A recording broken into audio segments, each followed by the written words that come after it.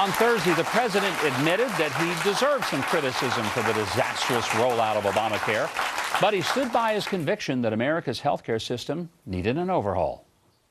When I see sometimes folks up on Capitol Hill and Republicans in particular who have been suggesting, repeal, let's get rid of this thing, I keep on asking, what is it that you want to do? Are you suggesting that the status quo was working? Because it wasn't, and everybody knows it. Well, so do Republicans. Do they have a better idea on how to fix health care? Joining me is former Republican presidential candidate and Pennsylvania Senator Rick Santorum. Rick is now the CEO of Echolite Studios, and they're the makers of a brand new holiday movie, The Christmas Candle. That's going to be in theaters next weekend. We'll be talking about that a little later. Senator, when the government shutdown happened, I thought this was just not a smart way to go because it took all the attention off the launch of Obamacare, put it all on Republicans, and made them appear to be responsible. Can we recover from that? And does the Obamacare rollout really need to be front and center? Well, it absolutely needs to be front and center because it is the biggest fundamental shift in American history of the relationship between the government and the people. And this is a disaster because what it is, I hate to use the term, but it's really un-American. It's not how America functions. We don't need the government telling us what insurance we need. It's one thing to take care of the needy. It's one thing to take care of the elderly and provide for those who have trouble providing for themselves. But for the government to come out and say, we're going to tell every American, this is what you're going to have, this is how much you're going to pay, this is the way you're going to tell every insurance company, here's how much money you can charge, here's how much money you can make.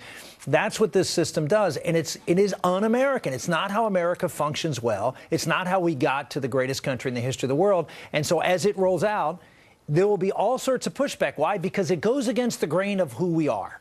And that's why it's so unsupported. I was shocked that the president came out this week and essentially ordered the insurance companies to put a specific product on the shelf that he had already said you couldn't put on the shelf.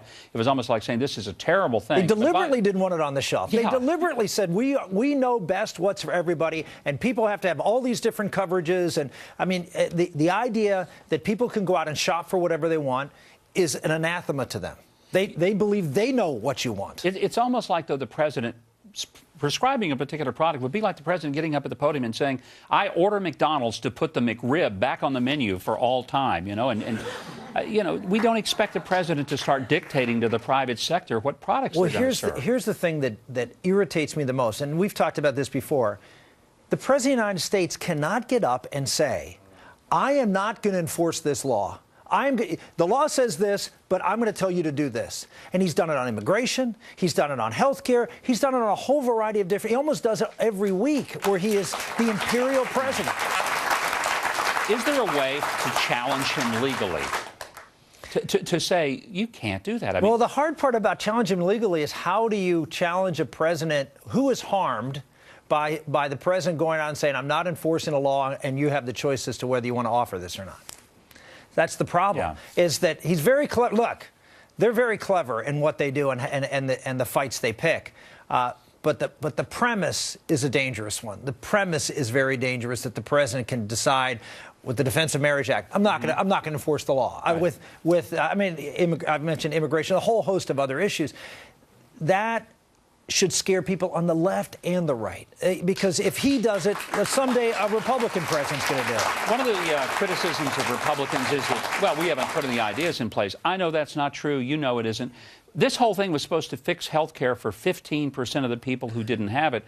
Why didn't we just carve that 15% out, create a program where we had sort of an expanded Medicaid-like program, but it still would require deductibles, co-pays, and premiums, and have buy-in from the consumer, but at least they would have access, but it wouldn't have disrupted the 85% of the people who had health care. Why didn't we do that? Well, I proposed a plan when I was in the United States Senate that said that we should give a tax credit. We should treat everybody who has health insurance provided by an employer the same as people who don't. And people who have health insurance provided by their employer have tax-free health care benefits. Yeah, right. But people who buy it themselves don't have tax-free health care benefits. So I was for a tax credit or a tax break to make sure that everyone got the same tax treatment, no matter whether you're employed or not. Who was against that? The left was against it. Why? Because it was about private sector reform and not government control. It wasn't, we're going to make everybody buy this certain policy. We're going to prescribe, what medicines we're going to allow. We're going to put caps on services. We did Medicare prescription drug coverage, which was very, very similar to what you described, which was the government giving a sort of a voucher and seniors going out. They were against 100%. They wanted to control drug prices. They wanted to limit options for people as to what drugs they can take, because they were going to decide, not the doctor, what prescriptions were going to be proper for what things. It is the idea that we know best in Washington. That's their approach, as opposed to letting the private sector and the public have their choices. Look, I can't let you get out of here until we talk about the movie A Christmas Candle. It opens up next weekend. Yeah. We only have about a minute, but I want you to talk about The Christmas Candle. The Christmas Candle is I say it's a mix between It's a Wonderful Life and The Christmas Carol.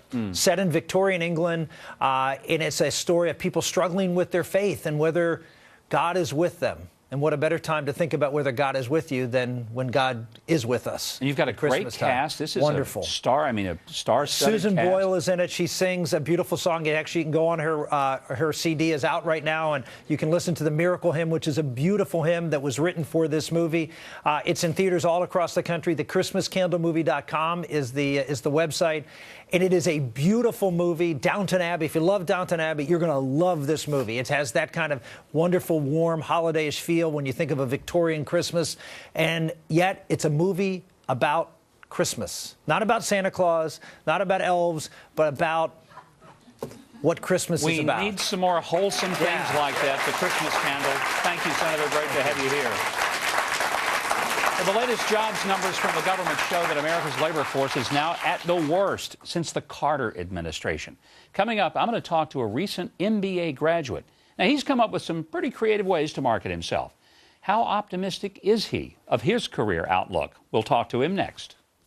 I'd like to hear from you. Go to my website, MikeHuckabee.com. Tell me what you think on the Leave Feedback section. Or sign up for my Facebook page and follow me on Twitter.